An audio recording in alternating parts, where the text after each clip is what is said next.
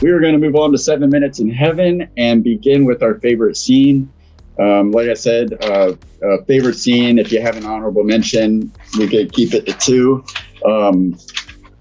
I'll start. My favorite scene is the opening, and I think it's that for me because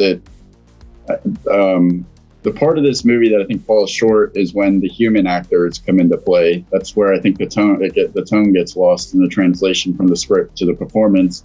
But that isn't the opening isn't affected by that. You're in Howard the Duck world, and the setting up the space with all the puns, the posters, and as a kid, I watched this movie so many times, but I often never finished it. So I've seen the beginning probably 100 times. I've seen the whole movie maybe 20, 30 times. So it's the beginning that really stuck with me as far as the nostalgia. And I'll never forget watching that for the first time and seeing, as a 7-8-year-old, seeing, I think the first boobs I saw were feathered. Thanks, Willard. Thank you. That's a first that I can never get back. Oh my God. It just came. But it stuck with me, and it really set the movie. It was imaginative. It was everything you'd expect from an 80s movie at the time. Was that your honorable mention, or that was your one? I only had one. That's my favorite scene. All right, so I'm going to go make these really quick. Mine was a two-parter. It was the 2 times in the movie where Howard actually acted like a duck, which I thought was serendipitous himself because he didn't want to do it. It was the first one, and I know Ernie remembers this. He's pretending to be like one of the mascots of the little things out there. He's hiding, trying to... the first shot where they look and see him out there, that's straight out of a nightmare. Where he's just standing there looking dead whoa. He looks so out of place even still because that's the chicken behind him. Right. I was fucking confused. But also he was wearing a jacket. So that's true. But also it was the other scene kind of made me think of Spaceballs when the little guy, the little animal dances across the little thing. But when he comes across the fucking bar, he was like, "Rah!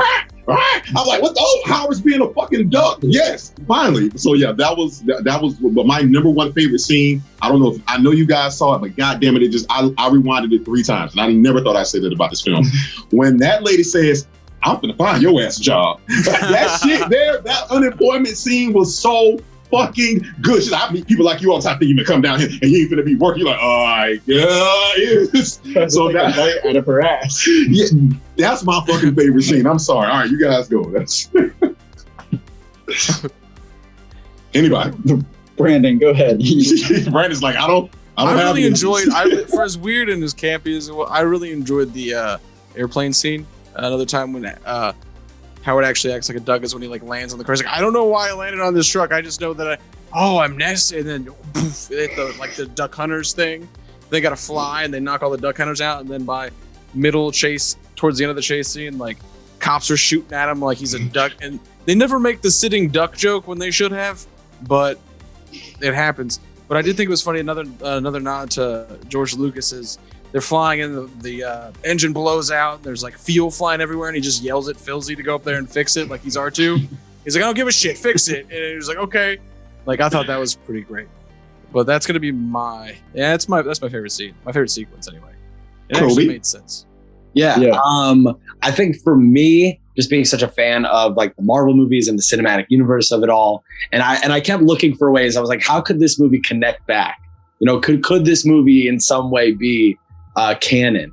And when they're describing, I think it's when they meet Dr. Jennings for the first time, and they're describing how Howard ended up on Earth, on our Earth, and they use the term a Nexus event, which for us right now is they used it all throughout Loki, and it's all about the multiverse. So I was like, I don't know, just the use of that word Nexus just really I was like, oh, that's cool. Now I almost felt like I was, seeing something that no one else is watching in the Marvel universe, So yeah. I caught that. Great catch, Coby. Great catch. The duck egg. Oh, not an Easter egg, a duck egg. I see what you did there. Hey. James? My favorite is the opening 4 minutes, the introduction to Howard as well. First of all the duck puns, I counted maybe 7 in just that opening scene alone. Plus just the view of the city with the 2 moons, which makes me believe that Duck World is a planet from Star Wars. But I mainly love the scene because it gives you all of the it gives you all of the intro you need without having to do like any cheesy exposition. Like there's not a moment where it's like, yep, that's me, Howard. And like 4 minutes ago, I was having the time of my life. Like it doesn't do that. It gives you like through visual cues and like a bit of background dialogue, you know enough you need to know about who Howard is and where he comes from before everything hits the fan. Yeah. Awesome. I agree. Ernie, bring us home, brother. Mine would be a tie. I would between the diner sequence at Joe Roma's Cajun Sushi and the concert at the end. And usually the concert at the end is because the song is great. It was a lot of fun and high energy. And usually of all the scenes, most people I've spoken with, that's usually their most favorite or most memorable. The honorable mention, I made a concerted effort and had no intention of bringing it up when I interviewed Leah Thompson. The honorable mention goes to the seduction scene, pun intended. Seduction. Not the whole seduction scene. Just the scene where she's crawling on her bed. The sexiest pair of $10 panties we ever seen in our goddamn so life. I'm like, yes. So. Wait, you didn't ask her any questions about that? He was being a professional, Brandon. I was be professional and ask him. He's making a documentary. His damn job's to ask questions. Honestly, that would be all I would be asking. I ask questions, but you got to be very delicate about the questions you ask. I mean, we know. I don't know, what was wrong with it? It was rated PG. I thought this was fine. What was wrong with it?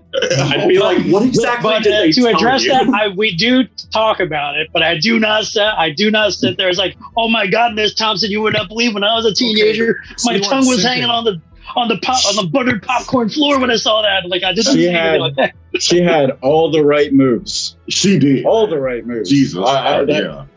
But my God, this relationship, it defies all laws of nature. It makes bestiality. How dare you say that? Beauty and the Beast was already out. Fuck that. That was very confusing for me as a kid because it's like, all right, there's a part of me that's aroused. There's another part of me that's kind of creepy. Am I into this? Between this and Beauty and the Beast, and they wonder where bestiality comes from. Mr. Ed and all this other shit. Bestiality. Yeah. Did you guys see? Did you guys see that? I mean, it's an old Disney movie called Brother Bear or Country Bear. No, the Country Bears. Two different ones. Yeah, Country Bears. Yeah. Country Bears. And I was, I grew up on that movie, and I feel like that movie and this movie just have so many parallels in terms of the live action. I don't even know. I think that was somebody in a suit also. And I think also like those lines got blurred where like you're like, okay, this is like a human character, like he has a human family, but he's a bear, but he's in this world and you don't know what to do. And it was all very, very strange. I feel like humanoid bear is a lot easier to like wrap your head around than a humanoid duck. Really? Yeah, because we have body hair. I'm glad you brought that up. Before we move on, I'm so glad you brought that up really quick. Really quick. What else? No, I'm glad you brought that up, Brandon. Structurally, we are closer to bears than we are ducks. Yeah, but if you're attracted to one and not the other, it doesn't really matter. Neither one is appropriate. It may not be appropriate, but if you think Howard is actually an alien, he's not from our planet. He's not a real duck. He just happens to be an alien who looks like a duck. That's true. In Country Bears, they were just like alive for no reason. You're right. For no reason. It's true. They were just there. They were. Since we're kind of off the rails, let me go all the way here. Brandon, you brought this up when you were saying about the duck. I made a segment that we didn't do. It's really quick, 30 seconds called, and you guys can add to the list if you want. Called Ducks I Fucks With. Thank you, fucker. Yes. Rubber Ducky, Handy Quack, Gizmo Duck, Scrooge McDuck, Affleck Duck, Duck Duck Goose Game, the Ducktail Brothers, Darkwing Duck, and every duck that ever died in the Nintendo game Duck Hunt. Bam. What about the Mighty Ducks? Fuck the Flying Bees. Whoa. I love them fucking around. Goldberg. You picked a really weird time to bring that up. We were talking about bestiality. You're like, hold on, these are the ducks that I fucks with. you got these are the ducks that can get it. All right, I'm worried about Royal. I mean, it's very relevant conversation because of all that Lola Bunny controversy going on. Thank you. There's no controversy about that. There's no controversy about that. There's no controversy about that. Lola can get it. Yeah, exactly. People liked how she was depicted before. They didn't like that she changed. I was like, whatever. Either way. Funny. Oh, wait. They made a second Space Jam? not talk about it. Cool. Yeah. So I didn't miss anything. Perfect. Moving on.